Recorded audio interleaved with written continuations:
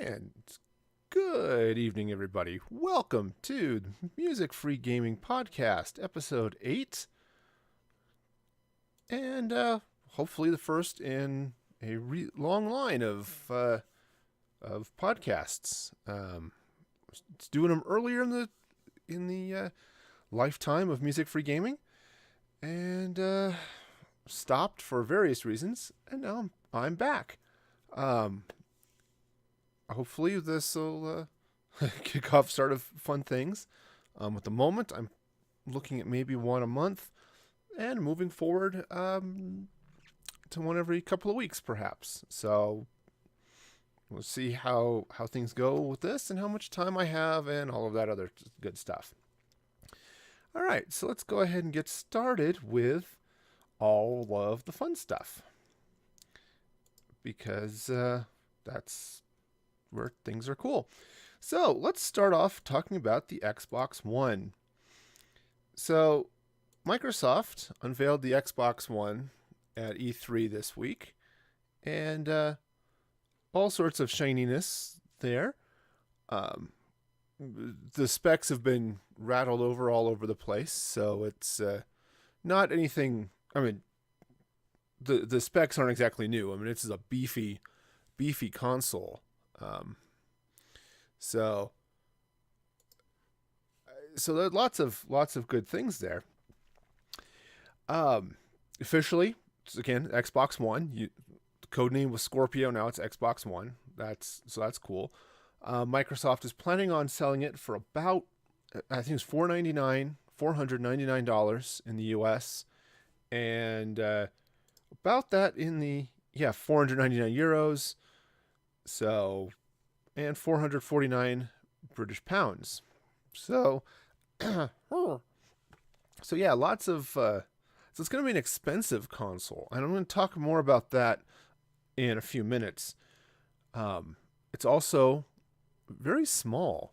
Let's see if they've got jump back to the picture. This is from Eurogamer that I'm looking at here. They've got a picture of the Xbox One S, and this is One X. Naming is, I'm going to talk about naming in a minute. Xbox One X is very small. It's even smaller than the One S, as in Sierra. So it's a small machine, which is good. It's also liquid cooled, which is sort of interesting.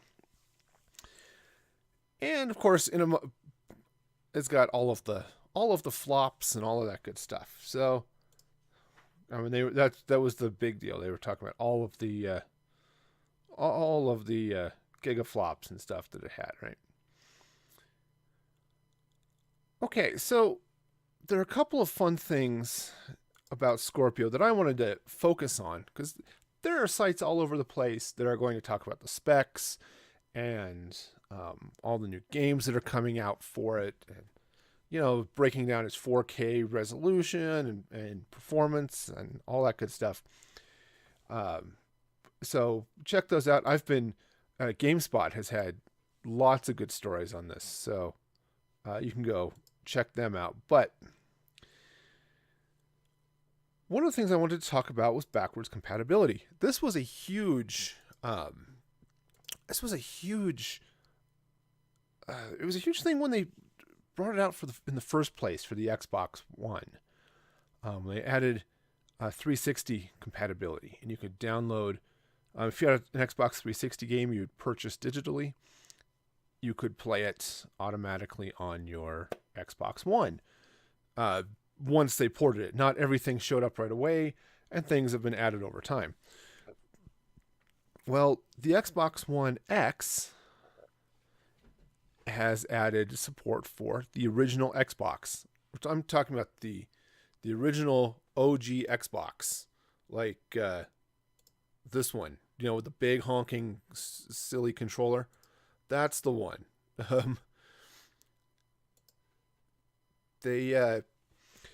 You'll be able to put in your Xbox disc, assuming you still have them, and be able to play your games. Now, one thing that I wasn't clear on is if you'll just be able to play directly from the disc, or if the disc becomes the key to just unlocking everything, right? So, so if they've got a game available, say Halo, right? One of the original Xbox games. If it is not available if they haven't ported it, if not available, whatever their compatibility trick is, I don't know if putting in the disc for that game will still let you play it. If it does, this is a huge, huge win for Microsoft. If it doesn't, it's still a big win, just not quite as huge. Okay. And there are a lot of people, a lot of Xbox players who are super excited about backwards compatibility. Because, frankly, there are a lot of good games in Xbox's past. Going back to the 360 or to the original Xbox, there were a lot of games. People want to go back and play them. But there was an interesting comment from Sony. And there's a comment here. This is from... Let's see, PlayStation Europe boss Jim Ryan, and this was quoted in on GameSpot.com, and all the links are in the description of the video here on YouTube. But Ryan told, I guess it was Time Magazine he was talking to, and he had this to say. He said, quote, "When we've dabbled with backwards compatibility, I can say it was one of those features that is much requested, but not actually used much." Okay, and this is an interesting thing. There were some rough stats that sort of bore that out, which Microsoft then tried to argue against, saying that they had more backwards compatibility usage than that report showed. I don't know, but I'm going to continue with Ryan's quote here, and this is interesting. He says, "I was at a Gran Turismo event recently where they had PS1, PS2, PS3, and PS4 games. And the PS1 and the PS2 games, they looked ancient. Why would anybody play this?" Okay, and that's the end of his quote. Now, here's the thing. Why would anyone play them? Now, Gran Turismo has been available on every generation of PlayStation, right? And he just says 1, 2, 3, and 4. And yes, if you have Gran Turismo for the PS1 and for the PS4, you're probably not going to go back and play it for the PS1. However, there are a lot of good games in PlayStation's history as well. Okay? One of my favorites is Kingdom Hearts. Okay? And while we still didn't hear any sort of release date on Kingdom Hearts 3, got another trailer. It's like the never end of trailers for Kingdom Hearts. But the Kingdom Hearts is a fun game. I liked playing Kingdom Hearts and Kingdom Hearts 2. Chain of Memories, not so much. But Kingdom Hearts 1 and 2 were a lot of fun. They're not available for the PS4. Right? I want to play those games. My PlayStation 2 is dying. It has issues reading discs sometimes. And what it is, it's not that the drive is dying, it's that the sensor that it uses to tell if the door is closed is dying. That's not working as well. And so it makes it hard to play these games that I really liked. If I could take those discs, slap them into my PS4 and play them, that would be amazing. I would love to do that. Now, if I had Kingdom Hearts 2 on the PS4, I would probably just play it on the PS4 rather than go use the PS2 emulation. And I think that one is available through one of a couple of archives and packs and things that Square Enix has put out. But that's just one example of games. I don't want to have to go back and repurchase my entire library to play them, or just keep playing them, actually. And I said, there are lots of good games. I'd like to keep playing them, and they're not available. Are not available on the PS4. And the same thing is true with the Xbox One. People had a lot of games on their 360, and they liked the games. Obviously, well, let's say they wouldn't have bought them if they didn't like them. That everyone knows that's not how that works, right? You buy the game. Okay, if you like it, you keep it. If not, well, if you bought it on disc, it's off to GameStop to trade it in. Obviously, you can't do that with digital. But a lot of those games people loved. And to be able to fire up your Xbox One X and play those games can be a huge win. Now, that's not to say that a lot of people are actually going back to do that. And I think that's sort of the point that Ryan was trying to make, is that we're just not seeing it. And again, it's not a huge part of the library. I mean, really, I look at my own game history. Right? When I got my Super Nintendo, okay, actually, even going back, I had an Atari 2600. Okay, when I got my Nintendo, I didn't play a lot of the Atari anymore. And when I got my Super Nintendo, I didn't play a lot of the Nintendo anymore, even though there were games I really liked. When I got my PlayStation, it was a PS2, I wasn't playing a whole lot of Super Nintendo. Now, when I got the Wii, it was a little different. Got a Wii, I played that, and I played the PlayStation. But now that I have my PS4, I'm not playing anything that's on the PS2. Much less than Super Nintendo or the Nintendo or even the Atari.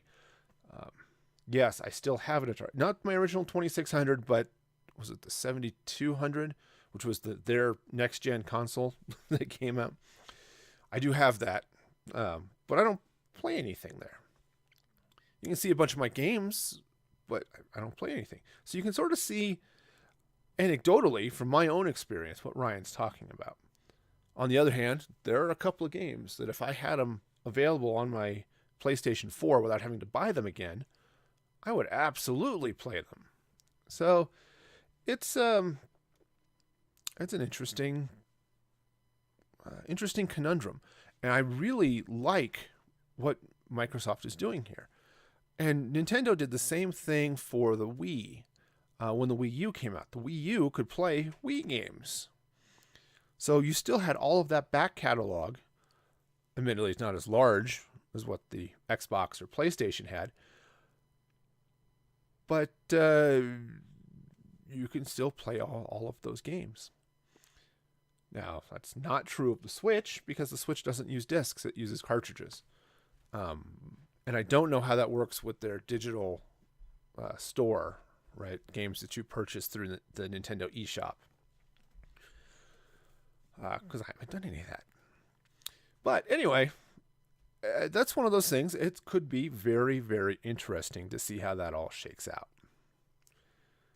Now, let's get back to the price. Okay. Now remember, Microsoft came out, this whole big thing. They said, look, we've got the Xbox One X. It's this amazing machine, 4K native. I think they're trying to talk 4K 60 FPS. I mean, it's a decent machine. And there are, for $500, I suppose that's not too bad. The problem for Microsoft is that most people have been gun shy about spending $500 for a console. Okay. I mean, what was... I was looking at, this is a story on GameSpot. This is, Michael Pachter of Wedbush Securities. I got quoted on this GameSpot article. It says, I think the price point's too high. Consoles have historically failed at this price point, and consumers seem unwilling to accept anything over $400. Now, and there's a little more here, and I want to get into it, but let's stop there for a minute. One of the reasons people get into console gaming over PC gaming, and I don't want to get into the whole PC master race and all that. One of the reasons people get into it is consoles are significantly cheaper. Yes, the hardware is inferior to most PCs, but it's significantly cheaper, and the games always work, right? At least, unless the game itself is buggy. You put a PlayStation game, you put a PS4 game in your PS4, it's going to work. You put an Xbox One game in your Xbox One, it's going to work. Okay, at least as well as the game would normally work. You don't have to worry about drivers. You don't have to worry about the game's too old to play in this version of Windows, or this game is too intensive for my hardware. Okay, you don't have that on consoles. And as a parent looking to say, hey, I want to buy a console for my kids, what could I afford? Well, $400 is expensive, but kind of doable. You start pushing up to $500, and you start taking a second, longer look at that. Do I really want to spend that much? And now here's the other half of the quote. And this is, again, Michael Pachter of Wedbush Securities. It says, the X will have even more trouble because the S is at $249, and so is the PS4. You could buy an Xbox One S and a PS4 for the same price as an Xbox One X. Okay. And even the PS4 Pro, which is 4K, not quite as beefy as the Xbox One X, but still 4K, and it's out now, and it's $350, or potentially, there's talk that that's where Sony's going to drop the PS4 Pro price to $350. So that's compelling. Okay, I mean, that is seriously compelling. You look at that. That was one of the reasons that the original Wii, really took off. Aside from the fact it had some really fun games, that's one thing Nintendo has never had a problem with, making their own games and making fun ones. Third-party support's an issue and all that stuff. But the Wii was cheaper. It was cheaper than the PS3 and the Xbox 360. So, a lot of people jumped on the Wii because of the price. And Microsoft is expecting this, let's be honest. There's a quote earlier. This is from Phil Spencer, who is the head of Xbox for Microsoft. And he said, the majority of consoles that we're going to sell are the Xbox One S. And I'm very proud of that. Okay, and that's good, I suppose, if they're expecting that and they've got that built into their plans. But how many people are going to go spend twice as much for what a lot of people are going to see as basically the same game system? And if you don't have a 4K TV, there isn't a huge reason to go with the Xbox One X over the S, except for maybe some of that backward compatibility stuff. And it's pretty cool because you can actually cross-play between your 360 and your X, or even your OG Xbox and the One X. So there might be some of that there, but except for the hardcore gamers, you're not going to see a lot of parents rushing out and say, oh, look, here's the One X and the One S.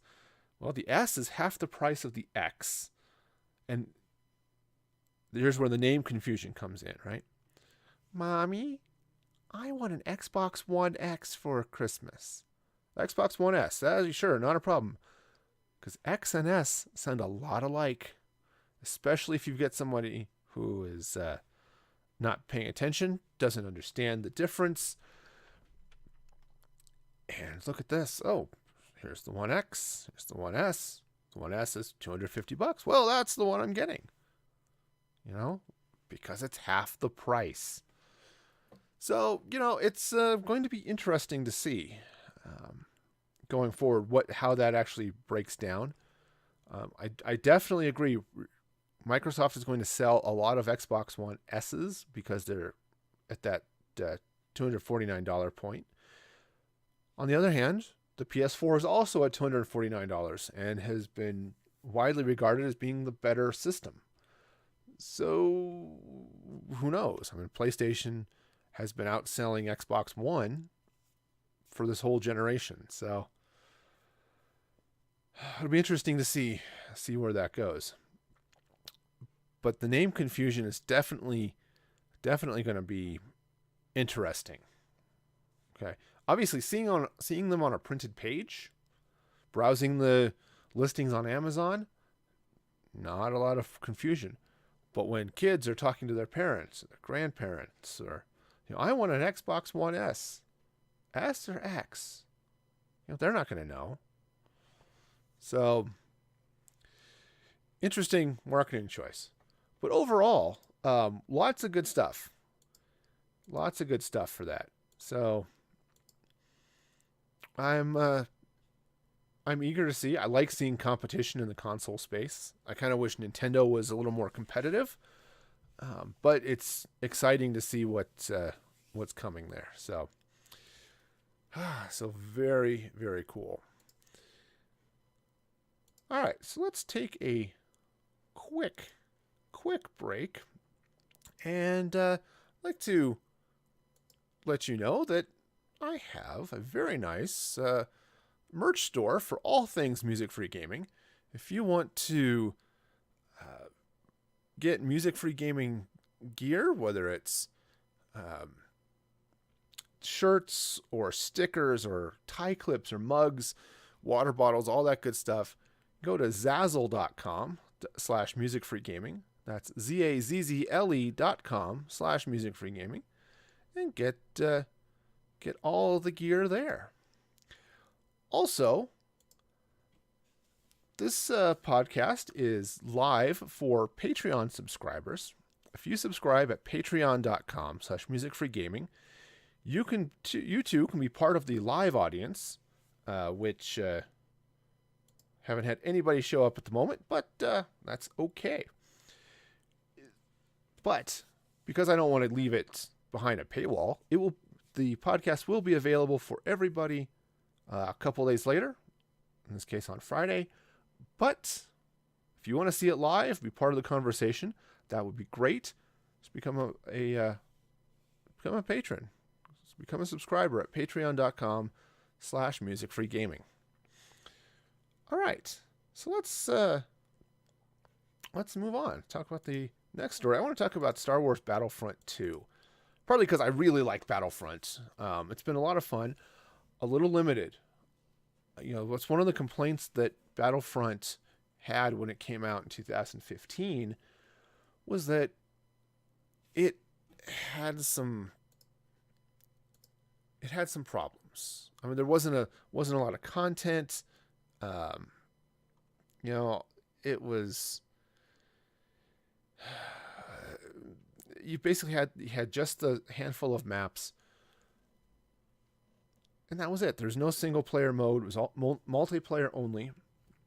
And EA came out later and said, the reason it was multiplayer only is there wasn't time to develop a single player mode and still be able to release the game to coincide with The Force Awakens when that came out. So, and they just chose not to worry about it and focus on Battlefront 2 and putting single player in there.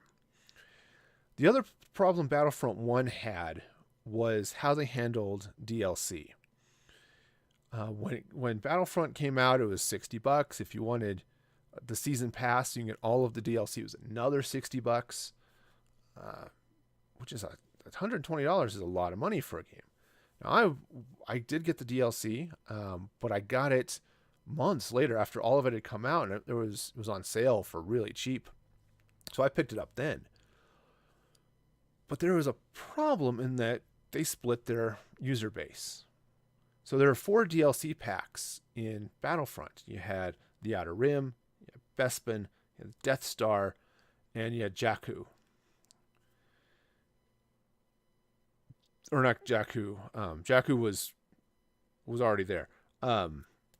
Scarif, with the Rogue One tie-in. And if you want to play on, like I like the Bespin Turning Point and Walker Assault map because I like playing the large battles. If you watch the stream, you know that. But I like that map. I like to play as a sniper. It's a big, wide open map. It's great to play on as a sniper. But it's hard to find a game sometimes. Because guess what? Only a fractional portion of the Battlefront player base is actually playing on Bespin. Most of them are playing on the content that came with the game. And that's, the half dozen different Walker Assault and Turning Point maps they have there, plus obviously the other modes. So Battlefront 2, they've announced all of the DLC is free, and this is pretty cool. Let me jump back over here. So GameSpot breaks down a lot of this, and again, the links are in the description. And all of the maps, all of the heroes, all of the weapons are available for free. You have to unlock them. You have to work through the game and unlock them, but they are available for free. And the first characters we're going to see with the first DLC are going to be Finn and Captain Phasma from The Last Jedi when that comes out in December. So lots of exciting things there. That was the only cool picture there. So I'll jump back. Now, DLC is free, and that's great. With that comes transactions galore. You're going to have all sorts of ways to spend money in Star Wars Battlefront 2. That's not necessarily a bad thing. The microtransactions help pay for ongoing support and maintenance of the game. They are trying to avoid the problem with so many microtransaction type systems, and it's that whole pay to win thing. It's like, hey, I've got this. If I plunk down $100, I can become Superman and just beat everybody. And there are weapons that I can get that other people can't get because I spent money on this. EA and DICE are trying to avoid this problem by saying, look, everything's available. You have to spend time and unlock it, sort of like the HUT contracts were in Battlefront 1, but they're going to be a bit different. I don't know quite that progression in Battlefront 2. But the most important thing, aside from that, is that all of the maps are available to everybody. So EA is not splitting their user base. And this is going to be great because it means, hey, people are going to be able to get into servers. You're going to be able to get into a game. That doesn't necessarily mean everybody is going to be playing the map you like. Okay, that's definitely a thing. So, they showed at E3, they showed a 40-player battle, and it was battle droids and clone troopers. And they're talking about, this epic battle from the Phantom Menace. But there weren't clone troopers in the Phantom Menace. Let's put on our Star Wars geek hat. Well, actually, there were no clone troopers there. But this had to have been from the Clone Wars, and the battle droids invaded Naboo, and the clone troopers had to stop them. Okay, that's if they wanted to do it from the Phantom Menace, they'd have to use Naboo military, right? So anyway, that aside, I keep hearing that. It's been driving me nuts. So good to get that off my chest. Chuck that out. Okay. But they showed this 40-player battle. And battle droids on one side, you had clone troopers on the other. and lots of cool things. But hey, maybe people aren't going to like that map. Okay, I mean, that's possible. Maybe there are other maps. They might not play it. But at least everybody has the chance. When you look at the entire player base of Battlefront 2, people will be in there. Randomly, people will get dropped into it if they don't care. That type of thing. So that's exciting. I'm looking forward to seeing that when that drops. Okay, I'm really excited for that, actually. They've also changed the character system. So instead of basically everybody being the same character, and the only difference is how you spec out, basically what's your loadout? Do you get a jump pack? Do you use the radar pulse or all those types of things? What extra weapons do you carry? For your star cards. I'm a sniper. So my star cards, I've got a cycler rifle in one and the pulse cannon in the other. That's my typical loadout. And it works for me. And then when I have to get up and close and personal, I change my loadout to a different set of star cards. That's lots of grenades and blow things up. And there are a couple of things you could do with, I forgot what they call them.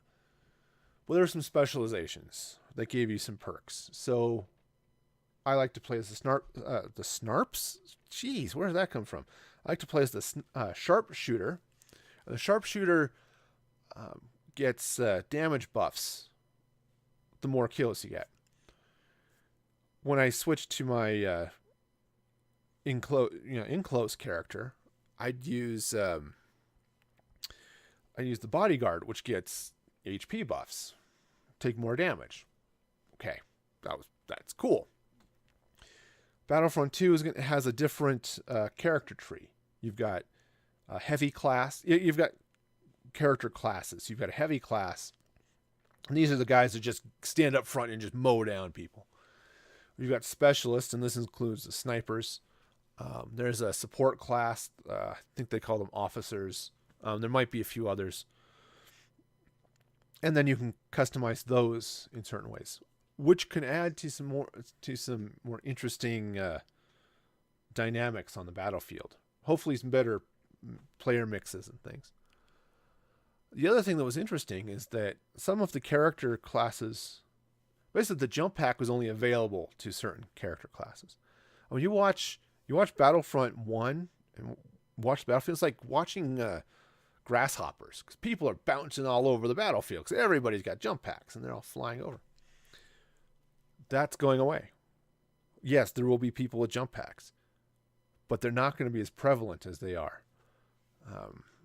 And then the way you get upgrades, the way you unlock heroes and the way you unlock vehicles, that all happens through a new in-game points system.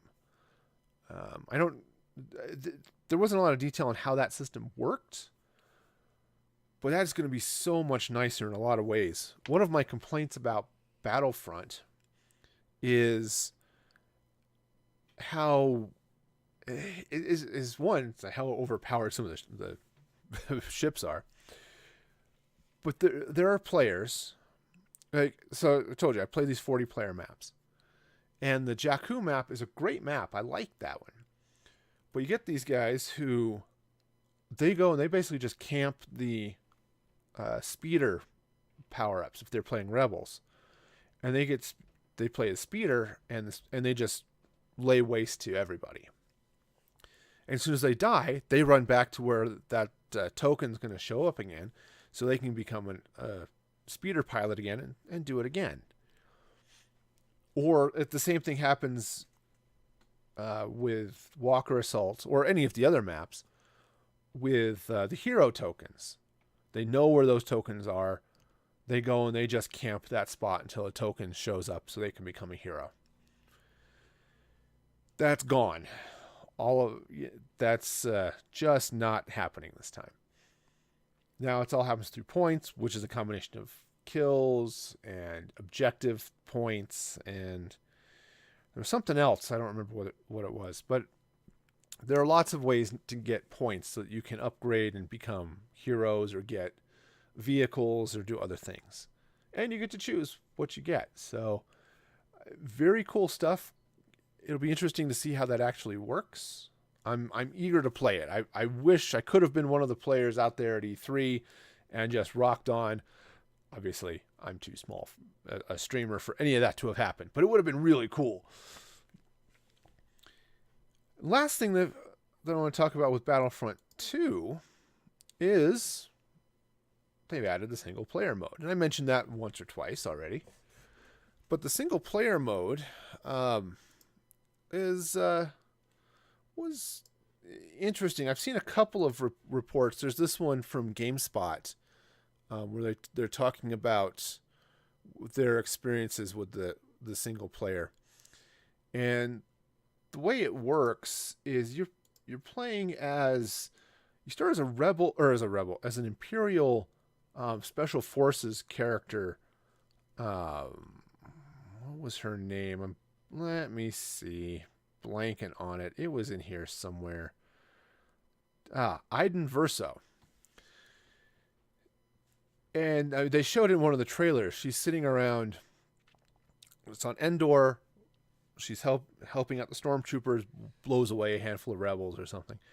And then up in the sky, there's the Death Star, and it goes kablooey. Like ultra kablooey. Just, boom. And then what? Right.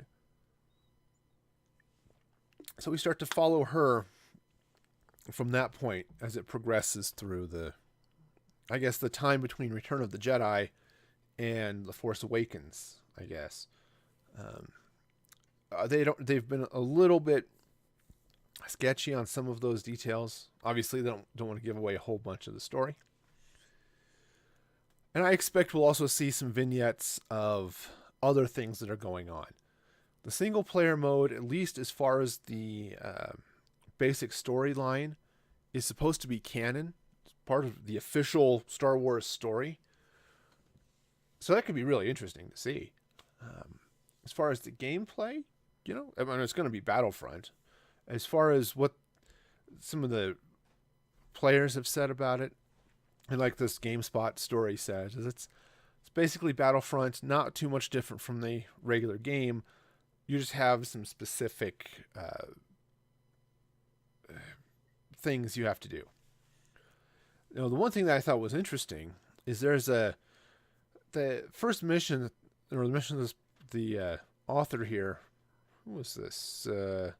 Eddie Makuk. Anyway, you can see it. I think I've linked this in the show notes. He as he was playing through this, and so you get to this point where you need to blow up or deactivate these ion generators. And you've got a couple of ways of doing it. You can go in and just mow everybody down, which could be a lot of fun. So, we're just going to turn these rebels into paste. It's going to be great.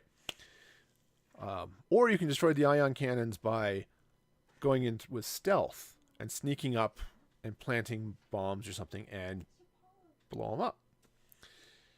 So, it's nice that there'll be some multiple options.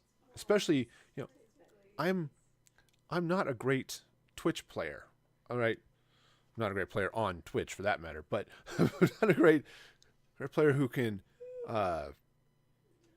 move really fast and hit somebody as I'm turning, the 360 no scope, not a thing for me. Okay. So having a way that I can kind of go in slowly and sneak up and blow things, that sounds really cool to me. So it'll be interesting to see as through the course of the storyline, they mentioned that you'll run into various heroes. You'll run into Luke Skywalker. They showed that in one of the trailers, right? You'll run into these people. And hopefully there'll be some good story there. I'm hoping it's a good story. Otherwise, it's not a huge difference from the regular Battlefront gameplay from what I've read. But there's one other thing that came up in this story that I thought was really cool.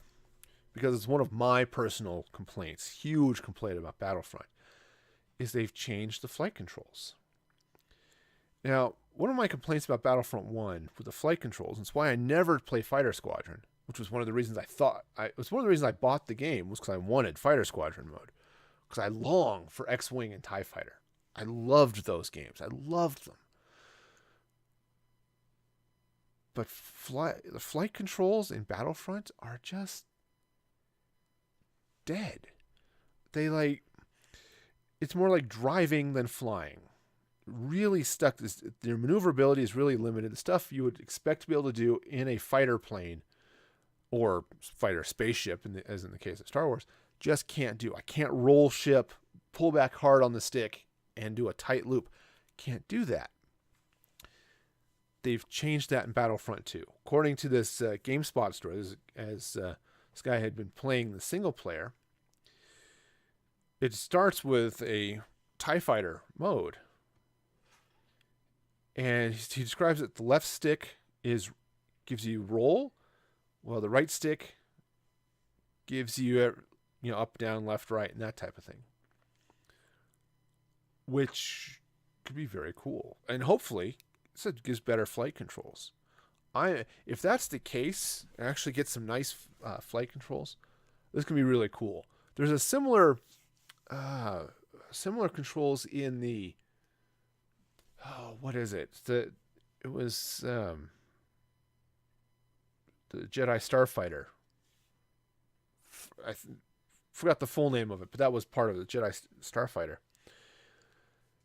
And it has those basic controls, and that's fun to play. So I'm looking forward to that part of it as well. So all in all, I'm really excited to see what's coming with Battlefront 2. The way they handle that. Apparently they've changed the reloads. In Battlefront it's cooldown. I think it's going to be a similar thing with Battlefront 2. So I'm really looking forward to that. And go if you're excited about this, go watch the that 40-player demo that they had at E3, because it looked pretty cool. All right, and that I think is going to be it for the show today. So yeah, lots of cool stuff coming out of E3. There's still news coming out. I'll talk about some more of it during the live streams. I'll be streaming again. If you're watching this live, it'll be tomorrow. On Thursday, I'll be playing Paladins. If you're watching this later, well, that stream's already happened, and I'll be playing on Saturday. I'll be playing Minecraft. So definitely check those out. And I hope that this whole podcast thing will become a regular staple. See how it goes. And how my time is. I just signed away all of my free time for the next 2 months. So I can't quite get into the podcast like I was hoping to, because I got other cool things happening, which I will talk about more as that goes on. So yeah, and let me know in the comments, what do you think? Are you excited about Battlefront 2? Do you like what Microsoft is doing with the Xbox One? Do you think the One X is going to be too expensive? Do you have an Xbox One? Would you upgrade? Let me know in the comments, all of those things. And I will see you again soon, hopefully in the next live stream. Until then, be excellent to each other. And, I should probably pop this screen up. If you're on YouTube, of course, like the video. And I also like to thank all those who have been recent followers on YouTube and Twitch for the live streams. Very cool of you. And, so be excellent to each other. And I will see you soon. Till then, this is Music for Gaming, signing off.